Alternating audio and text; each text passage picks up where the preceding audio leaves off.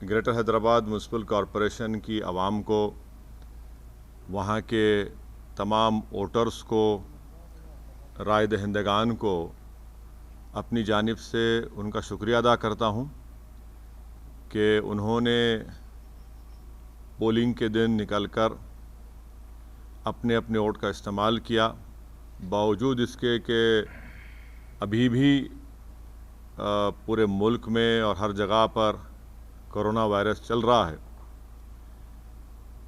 और अगर polling percentage में और इजाफ़ा होता तो और भी अच्छा होता, मगर जिन्होंने निकला अपने वोट का इस्तेमाल किया, मैं इनको मुबारकबाद देता हूँ। और क्योंकि उन्होंने हमारी जमहूरियत को मजबूत करने का और जो आवाम को एक मौका मिलता है 5 साल में एक मरतबा अपने वोट को डालने का, उन्होंने उसका इस्तेमाल किया। दूसरी जानिब में साथ ही साथ हमारे पार्टी के तमाम मेंबर्स का, अरकान का दिल की गहराइयों से उनका शुक्रिया अदा करता हूँ कि बड़ी मेहनत और जुस्तजू उन्होंने की, और साथ ही साथ जो 44 बल्दिया के कॉरपोरेटर्स डिवीज़न्स पर मंजलिस के उम्मीदवारों को कामयाबी मिली, मैं वहाँ के तमाम वोटर्स को, राह दहिंदगान को, वहाँ के बुज़ुर्गों को, इज़्ज़तदार माँ और बहनों को, गयूर नौजवानों को उनका शुक्रिया अदा करता हूँ। और ये बताना भी चाहूँगा कि MIM की जो कामयाबी हुई है, 5 साल पहले भी हमारे पास 44 कॉरपोरेटर्स थे, और जब हम 60 म्युनिसिपल वार्ड्स पर इंतखाबात में हिस्सा लिया था, अब के बार हमने 51 म्युनिसिपल डिवीज़न्स पर हमने इंतखाबात में हिस्सा लिया, और उसमें से हमने 44 म्युनिसिपल सीट्स पर कामयाबी हासिल की। मैं हमारे तमाम पार्टीज़ के MLAs का, पार्टी के ब्रांच प्रेसिडेंट्स का, बूथ प्रेसिडेंट्स का, इन सब का शुक्रगुजार हूँ कि हम तमाम ने मिलकर टीम वर्क की, और ना सिर्फ इलेक्शन कैंपेन के दौरान बल्कि MIM पार्टी साल के 12 महीने आवाम के दरमियान में रहती है, और उनके दरमियान में रहकर उनके अच्छे में, उनके बुरे में, उनके तकलीफ़ में, उनकी खुशी में उनका साथ देती है। इसीलिए कि हमारा ये कांस्टेंट आवाम के दरमियान में रहना, उनसे मुलाकात करना, आवाम को दस्तयाब रहना, या जिसको अंग्रेज़ी में कहते हैं एक्सेसिबल रहना, वो भी हमारी कामयाबी में एक बहुत बड़ा रोल अदा किया।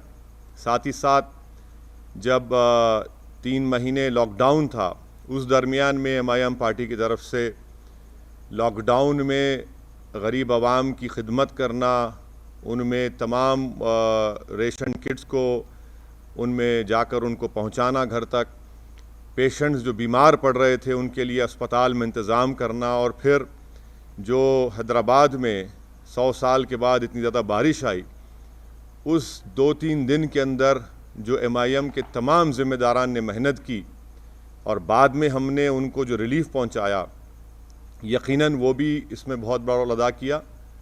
बहरहाल मैं तमाम अपने पार्टी के ज़िम्मेदारों का, और ये हमारी कामयाबी पूरी में हमारे पार्टी के मेंबर्स को क्रेडिट जाता है, और उन तमाम वार्ड्स के वोटर्स को क्रेडिट जाता है।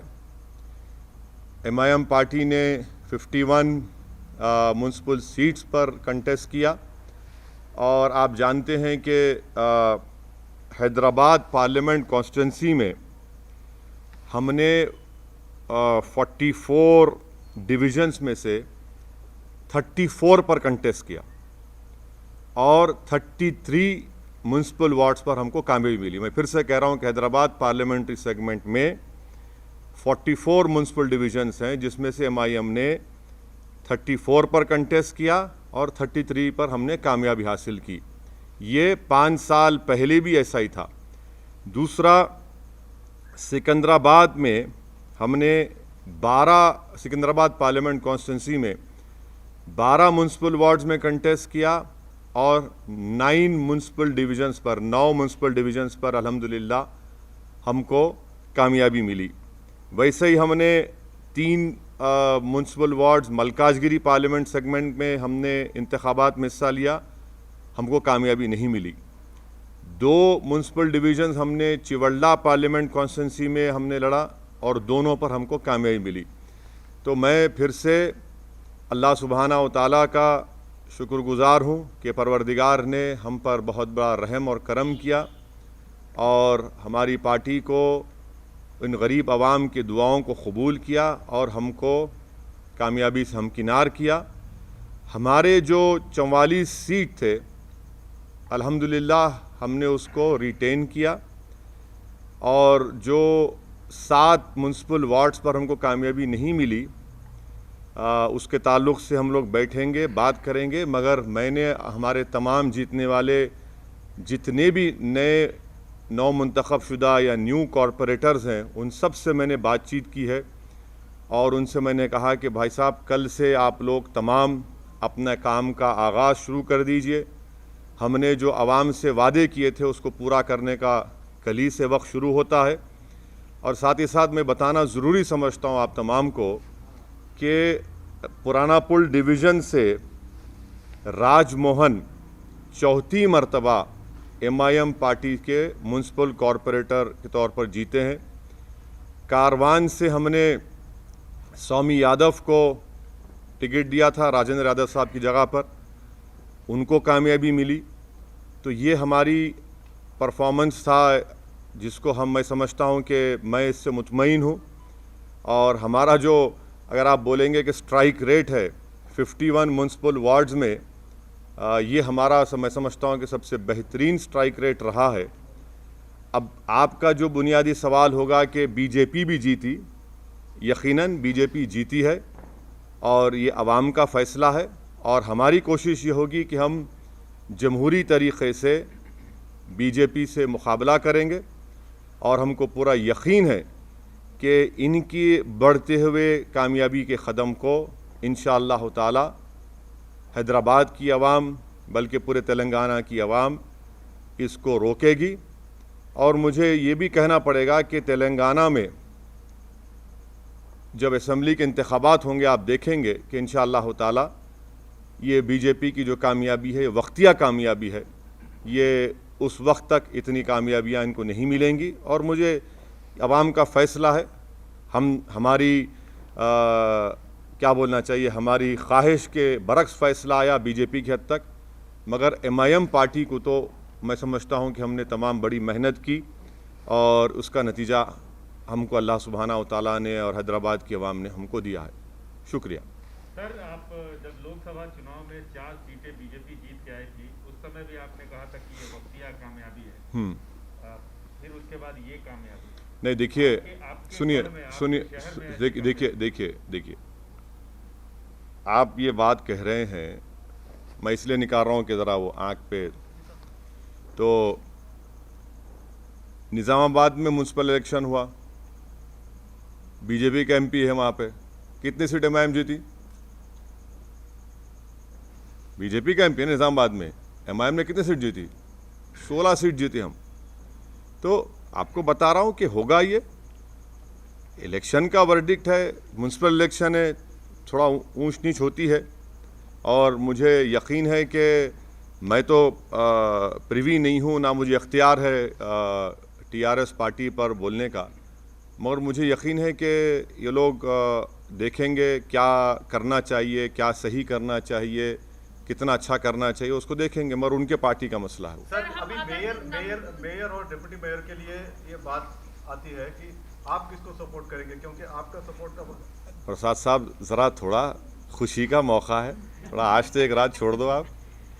लेकिन बहुत अहम बात है। हाँ बिल्कुल है, नहीं हर चीज़ अहम है। इतनी बड़ी कामयाबी हमको जो मिली है वो यकीनन एक बहुत बड़ी कामयाबी हमको मिली है और हम फैसला करेंगे, बैठ के बात करेंगे। कल मैं हमारे पार्टी के तमाम ज़िम्मेदार हजरात से मैं उनसे बात करूँगा, उनसे मशवरा करूँगा, उनकी राय हासिल करूँगा, उसके बाद हम कोई फ़ैसला करेंगे। यकीनन हमको फ़ैसला करना है, हम करेंगे। सर, योगी आदित्यनाथ ने ये कहा है कि भाग्यनगर का भाग्योदय अब शुरू हुआ है और JP नड्डा ने भी ये कहा है कि 2023 में बीजेपी की सरकार होगी, KCR की करप्ट सरकार को हम निकालेंगे। तो आप उस पर कैसे देखते हैं? अब जाहिर है ये तो इस तरह की बातें करेंगे ना भाई। जहाँ पर योगी आए थे क्या हुआ, टाँटाएँ हो गए। सर्जिकल स्ट्राइक बोले थे ओल्ड सिटी के ऊपर, अब डेमोक्रेटिक स्ट्राइक हो गया बीजेपी के ऊपर। ये तो डेटा आपके सामने है, एम्पिरिकल एविडेंस आपके सामने है। हम तो योगी आदित्यनाथ से यही कहेंगे कि आप तो मुंबई गए थे, ज़्यादा एक्टिंग मत करिए, हकीकत की दुनिया में आ जाइए और जो जुल्म वहाँ पर दलितों पर किया जा रहा है उसको ख़त्म करिए। जो क़वानीन आप कॉन्स्टिट्यूशन के ख़िलाफ़ बना रहे हैं वो रोकिए। और मुझे यकीन है कि KCR गो हमारे अपोजिट पार्टी के हैं, मगर एक बात मानना पड़ेगा, एक रीजनल फेस है और वो रीजनल फेस आज भी इम्पॉर्टेंट है, कल भी इम्पॉर्टेंट रहेगा। और थोड़ा सा अगर वो लोग जो भी उनके चीज़ें सही करना है कर लेंगे तो he still a very important and I am sure कि KCR जो है वो बीजेपी के ऊपर बहुत बड़े भारी पड़ेंगे आने वाले वक्त में। तो क्या आप उनको सपोर्ट करेंगे अगर मेयर की सीट चाहिए तो?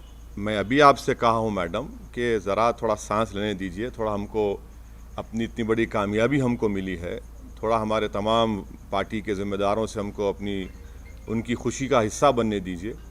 और कल सुबह में हम तमाम पार्टी के हमारे ज़िम्मेदारों से, MLAs हैं, MLCs हैं, सीनियर हमारे पार्टी के लीडर्स हैं, उन तमाम से बात करेंगे, मशवरा करेंगे और जो भी फैसला होगा आप तक पहुंचाएंगे। सर, आपने अपने घर हैदराबाद से अपील की थी जब चुनाव प्रचार कर रहे थे कि बीजेपी को यहाँ पर कंप्लीटली रिजेक्ट किया जाना चाहिए, लेकिन आप ही के घर में बीजेपी नंबर कहाँ देखिए, आप लोग नेशनल चैनल पे आपको बड़ी मोहब्बत हो गई असदुद्दीन ओवैसी के, ओवैसी के घर में। मेरे घर में कौन जीता? हम तो कह रहे हैं कि मेरे अंगना में तुम्हारा काम ही नहीं है। अरे ना, आप देखे सुनिए, आप बताइए, चलिए मेरे घर में कहाँ जीते? आपने कहा नहीं आप नहीं, सुनिए एक बात सुनिए। आप जब कह रहे हैं तो आप बताइए कौन सी जगह पर। हम तो जहाँ योगी गए वहाँ हराए, जहाँ अमित शाह आए वहाँ हारे। आपने कहा था पुराने शहर में सर्जिकल स्ट्राइक करेंगे, हमने कहा डेमोक्रेटिक स्ट्राइक करेंगे, डेमोक्रेटिक स्ट्राइक हो गया। अब नेशनल मीडिया को बीजेपी के बाजा बजाने का इतना शौक़ है तो बजाइए आप, मगर हमारे कंधे पे रखकर बाजा मत बजाइए। आप खुलकर कहिए कि हाँ, हम बीजेपी की बैंड पार्टी हैं, हम बाजा बजा रहे हैं। हम आपसे कहना चाह रहे हैं कि हमारे घर में बीजेपी का जो पोजीशन था वो क्या है आप देख लीजिए। हम आपको फिर से कह रहे हैं कि हैदराबाद पार्लियामेंट सेगमेंट में 44 म्युनिसिपल डिविजन्स हैं। 5 साल पहले भी हमने 34 पर लड़ा था, 33 जीते थे। इस बार भी हम 34 लड़े हैं, 33 जीते हैं। अब आप बताइए, आप लोग तमाम माशाल्लाह से आइंस्टाइन के करीबी दोस्त हैं, मैथमेटिक्स में आप लोग बहुत अच्छे हैं, हम तो वीक हैं, इसीलिए हम पॉलिटिक्स में। आप बता दीजिए कि ये नंबर सही है गलत है। सर आप हमेशा हैदराबाद और तेलंगाना की जो फैब्रिक है, गंगा जमुनी तहजीब है, उसकी वकालत के मद्देनज़र आप बीजेपी और फिरका परस्त ताकतों को रोकने की बात करते रहे हैं। उसी के मद्देनज़र आप KCR को भी सहयोग करते रहे हैं कई चुनावों में, मतलब लोकसभा और विधानसभा में। तो इसमें तो नहीं था ना कोई अलायंस हमारा? नहीं, इसमें नहीं था। तो क्या थैंक यू। बीजेपी को रोकने के लिए जैसे आप वकालत करते हैं तो क्या आगे हाथ मिला सकते हैं? क्योंकि जो ये आंधी है, जैसा बीजेपी, आप आंधी बोलते? हाँ, बीजेपी आसमान देखिए कितना साफ है, इतना अच्छा मौसम है ना, हवा देखिए। सुनिए, ये लफ्ज आंधी का क्या मतलब? अरे भाई, अगर आंधी होती तो MLC क्यों हार गए महाराष्ट्र में? महाराष्ट्र में हार, अरे ठीक नहीं जी, अरे भाई आवाम का फैसला है, मगर ज़रा अल्फाज का इस्तेमाल जो है ना, ज़रा उसके ऊपर देख कर करिए। आंधी कहाँ आंधी है भाई? अरे भाई, तूफान आपके सामने बैठा हुआ है, आप कहाँ आंधी की बात कर रहे हैं? सर, अब चार मीनार की तो बात हो गई, क्या आप कोलकाता के हावड़ा ब्रिज पर कूच करेंगे सर? नहीं, इलेक्शन लड़ना तो प्रसाद साहब मेरे लिए ज़रूरी है। मैं जब तक ज़िंदा रहूँगा मैं इलेक्शन लड़ता रहूँगा, और मुझे जीतने से या हारने से कोई मतलब नहीं है, मुझे लड़ने से मतलब है और मैं लड़ूंगा। अब रहा सवाल, आपके सवाल का जो स्पेसिफिक जवाब है, अब इलेक्शन से हम लोग थोड़ा हैदराबाद के इलेक्शन से फारिग हो चुके हैं, अब बैठ के बात करेंगे आने वाले एक 6-7 दिन में, और फिर इंशाल्लाह फिर अपना सफ़र शुरू रहेंगे। सर यही फॉर्मूला आप वेस्ट बंगाल में, मतलब आपने कहा था हर नहीं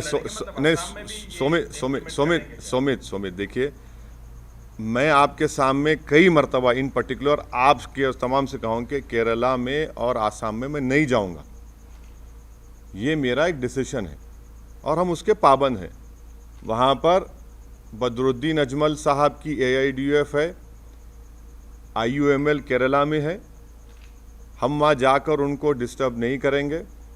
अगर कभी उनको गलती से मेरी ज़रूरत पड़ गई मुझ जैसे दीवाने की, तो वो मुझे कॉल कर ले, मैं आ जाऊँगा, नो प्रॉब्लम। सर मतलब सर बीजेपी मतलब ये तो भी कह रहा है clarity सर, है ये कि आप बीजेपी वेस्ट बीजेपी बंगाल ये भी सर बीजेपी नहीं, ये केरला और आसाम की बात कर रहा हूँ। वेस्ट बंगाल नहीं, तमिलनाडु में तो लास्ट टाइम लड़े हम लोग, एक सीट लड़े थे, वानियमबाड़ी की सीट लड़े थे हम लोग एक। बिल्कुल तमिलनाडु में लड़ेंगे, क्यों नहीं लड़ेंगे? सर बीजेपी इधर भी वो राइट साइड बहुत हो गया, लेफ्ट विंग भी है, एक सवाल ले लीजिए। लेफ्ट साइड भी है। सर बीजेपी ये क्लेम करता रहा कि MIM का और मेनली जो TRS का अलायंस है, मतलब इश्यू बेस्ड जो सपोर्ट था वो रूम के अंदर ही रहा है। सो मतलब सर ये तो इसका मतलब ये है, इसका मतलब है कि बीजेपी को ये मालूम कि मैं टॉयलेट में जा रहा हूं तो क्या हो रहा है? क्या बात है यार?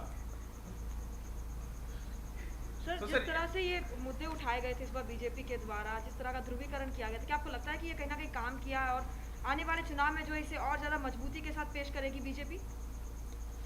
मेरे कॉन्स्टिट्यूंसी में तो काम नहीं किया। नहीं सुनिए, सर्जिकल स्ट्राइक बोले, ओल्ड सिटी में 30,000 रोहिंग्या बोले, पूरे पुराने शहर की जनता, चाहे वो हिंदू रहो या मुसलमान रहो, बंगाली रहो, दलित रहो, बैकवर्ड क्लास के रहो, हमारे मारवाड़ी कम्युनिटी के, सब बोले कि नहीं, no surgical strike, only democratic strike चलेगा। और यहाँ से हमने बीजेपी को हराया।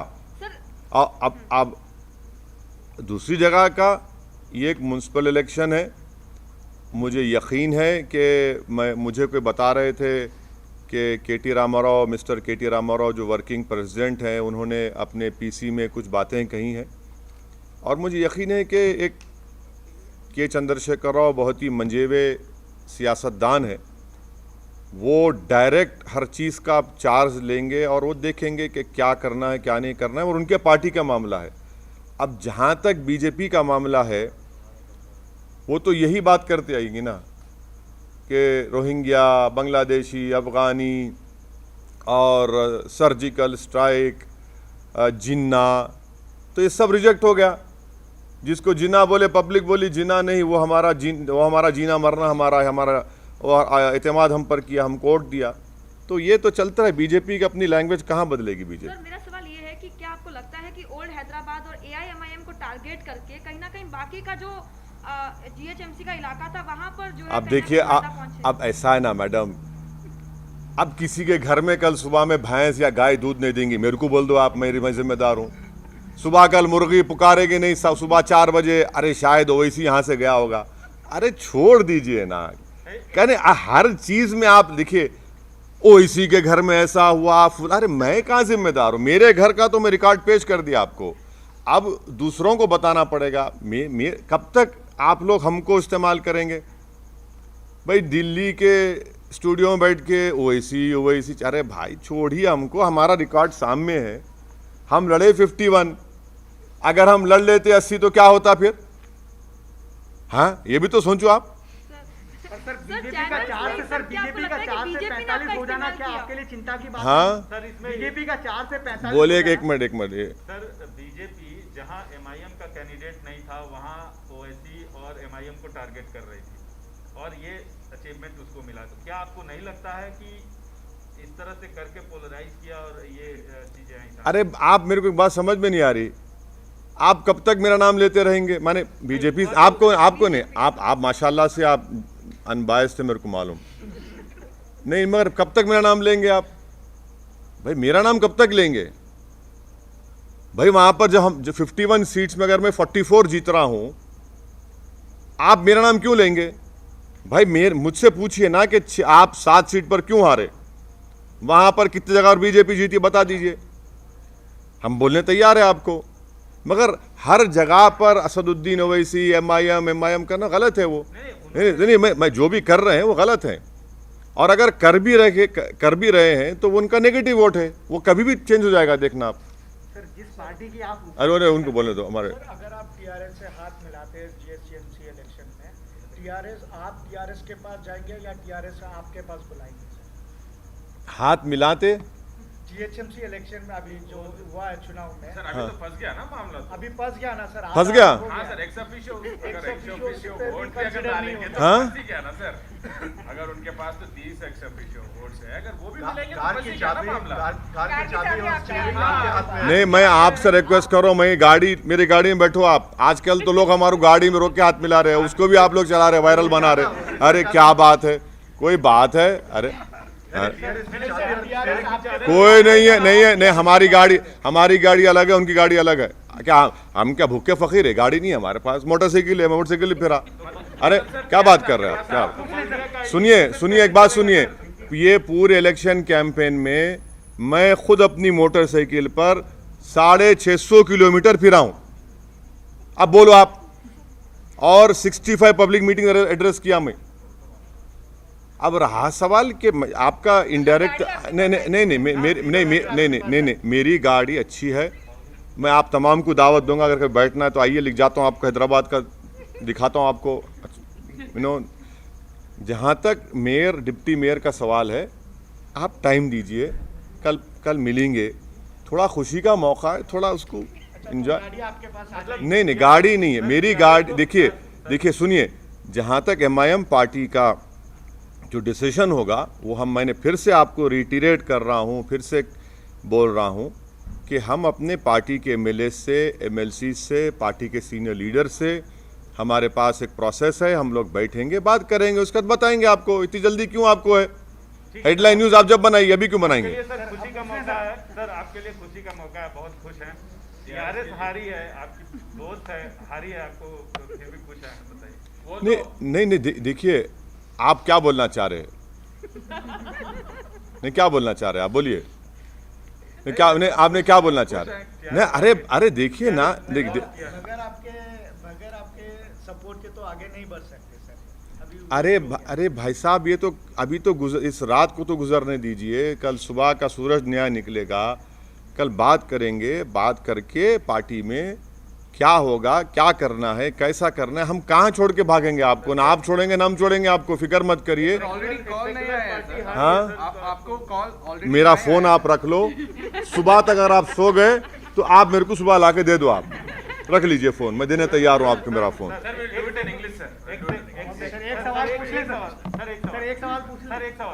एक सेकुलर पार्टी लॉस की है, उसका आपको दुख है या खुशी है? हाँ, एक सेकुलर पार्टी लॉस की है यहाँ पे। नहीं, मैं आपसे कह रहा हूँ ना कि यकीनन मुझे इस बात का पूरा यकीन है कि के चंद्रशेखर राव एक ना सिर्फ तेलंगाना बल्कि साउथ इंडिया का एक बहुत बड़ा पॉलिटिकल चेहरा है, और वो जब सामने आएंगे और आ रहे हैं, वो देखेंगे उनकी पार्टी का मसला है, क्या क्या हुआ, क्या नहीं हुआ, क्या करना चाहिए, कैसा करना चाहिए। टीआरएस अभी भी तेलंगाना में रूलिंग पार्टी के साथ साथ एक फॉर्मिडेबल पॉलिटिकल पार्टी है, और एक तेलंगाना की जो रीजनल सेंटिमेंट है वो उसको रिप्रेजेंट करती है। उस बात को आपको समझना है, और यकीनन उनको नहीं मिली, वो नियरली 42-43 सीट्स पर उनको नाकामी मिली। मुझे यकीन है कि केसीआर इसको देखें, क्योंकि उस आदमी का पॉलिटिकल जर्नी मैं जानता हूँ। जब मैं एमएलए था अकेला असेंबली में, जब से इनको देख रहा हूँ, वो देखेंगे। सर जिस पार्टी की सर, आप इंग्लिश मुखालिफत थोड़ा करते इंग्लिश हैं, में सर कर एक देंगे, सवाल सर। ले लीजिए। अब ये बातें ले लेंगे सर, आप कुछ पूछना चाह रहे हैं मैडम? एक सवाल, सर जिस पार्टी की आप मुखालिफत करते हैं, वो पार्टी जो है 4 से 45 हो जाती है सर। आप असदुद्दीन ओवैसी इस बात से चिंतित नहीं है सर? क्या असदुद्दीन ओवैसी इस बात से चिंतित नहीं है? अच्छा, इंग्लिश में बोलिए, इंग्लिश में। So today the results of GHMC municipal elections have come out. I want to thank the people of Greater Hyderabad Municipal Corporation and all the people who have come out and voted on the polling day. I was hoping and expecting that the polling percentage would be more higher, but anyway, the people have come out and voted, and I'm very grateful and thankful to them that despite COVID and Corona still being there, they have come out and voted for their respective political parties. I am thankful to the Almighty Majestic Allah Subhanahu wa Ta'ala for His great blessings, and I'm also thankful to the people of Hyderabad, the voters of those 44 municipal wards where MIM party could regain them. I'm extremely thankful, and I have no words to thank my party members, my MLAs, my MLCs, my colleague from Imtiaz Jaleel who had come down and campaigned here, and to all of them whose hard work, Alhamdulillah, Allah Subhanahu wa Ta'ala and the people of Hyderabad have rewarded us. We were able to retain the 44 municipal wards out of the 51 we had contested, and this is the highest strike rate of a political party. And let me also please remind you that 5 years ago MIM had contested 60 municipal wards and we could win 44. This time we contested 51, we could win 44. And to all the national channels, I would urge them to listen to what I am telling now, that in the Hyderabad Parliament constituency, which also includes the heart of Hyderabad, जिसको हम बोलते धड़कता हुआ दिल of Hyderabad, where BJP said we'll do a surgical strike, the people of Old City have done a democratic strike on the BJP and Sangh Parivar. In the Hyderabad Parliament constituency, there are 44 municipal wards. MIM party contested 34 and we won 33. This is the same number which we contested 5 years ago, and now it is the same number. In Chivalla Parliament constituency, we contested 2 municipal wards. We again retained them, Alhamdulillah. In Malkajgiri Parliament segment, we contested 3 municipal wards. We could not win.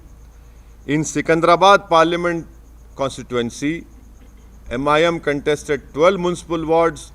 We won 9. That is the exact position of the victory of MIM party. And thirdly, I have spoken to all my newly elected municipal corporators. I have congratulated them and I have reminded them that their victory has been possible only because of the Almighty God, the hard work put in by all the MIM members, and because of the voters of their respective wards. And I have told them in clear terms that their work should start from tomorrow onwards, and they should try and fulfill the promises that have been made by the MIM party to the electorate of that respective municipal wards. And may I also tell you that this victory also shows that MIM party's continuous work of being in the midst of the common man, representing them, being in their happiness, helping them when they are in trouble, and helping them whenever they required any helping hand. That is why the MIM party could retain 44 municipal wards. Tremendous yeoman work was done by MIM MLAs, MIM members during the lockdown period, wherein MIM MLAs and members, they took a huge risk on their lives, and during the peak of Corona, we were able to distribute whatever we can from our side, ration kits to not only people of Hyderabad and Secunderabad, but even to migrant laborers. And also when the unfortunate floods took place in Hyderabad, those 3 days, the MIM cadre, MIM MLAs, everyone were out there on the streets, on those inundated areas where thousands of houses were submerged in water. We were doing our utmost best, and people have seen that it is the only party in Hyderabad whose offices are open 6 days a week, where MLAs, corporators, MPs sit in front of the people and address them and meet them, and they are very accessible as compared to other political parties.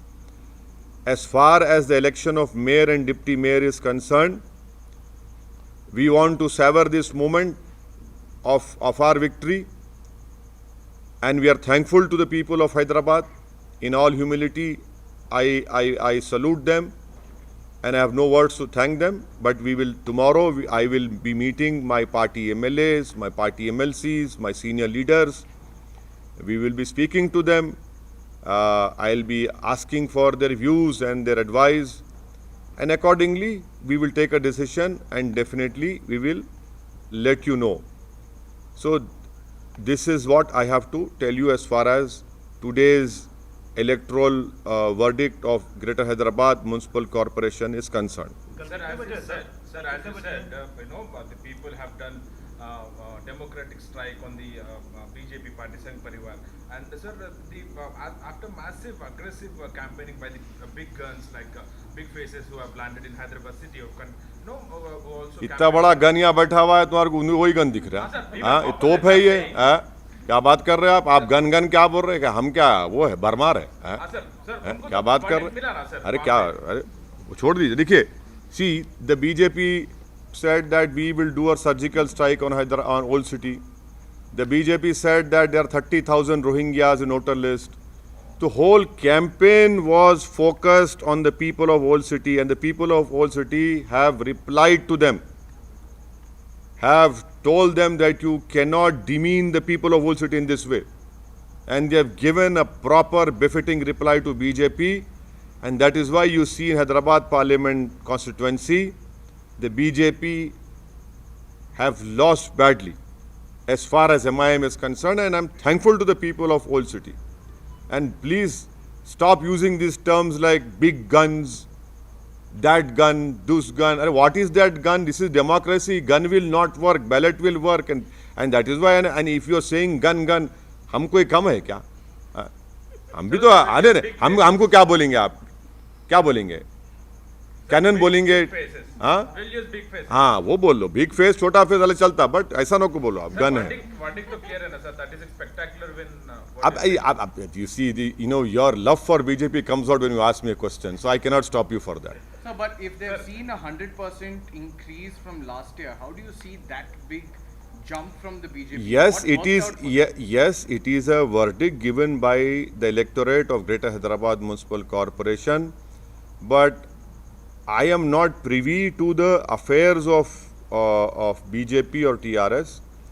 But I can tell you as a student of politics that K. Chandrasekhar Rao is a formidable political face of South India, and he represents the ideology and hopes and aspirations of all the Telanganites, of their regional Telangana feeling, and I'm sure that he will look into all what wrong has happened, and the little I know of KCR, I'm sure that he will rectify those things, and he's still the face of Telangana and its ideology.